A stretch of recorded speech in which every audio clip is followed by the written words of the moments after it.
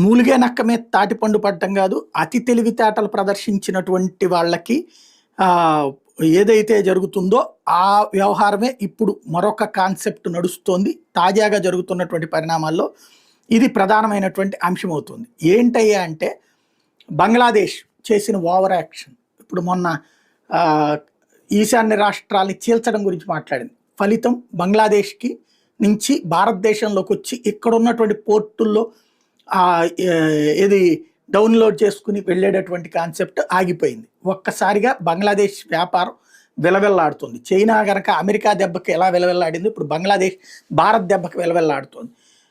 అయినా మళ్ళీ తాజాగా చేసిన కొన్ని వ్యాఖ్యలు ఇప్పుడు బంగ్లాదేశ్కి మరొక దెబ్బ పడింది. 5,000 కోట్ల రూపాయల ప్రాజెక్టులు ఏదైతే మొత్తం ఆగిపోయినాయి, నేపాల్ భూటాన్ వైపుకి వెళ్ళిపోతున్నటువంటి పరిస్థితి ఉంది. బంగ్లాదేశ్లో పెట్టుబడులు పెట్టాలనుకునే వాళ్ళందరూ కూడా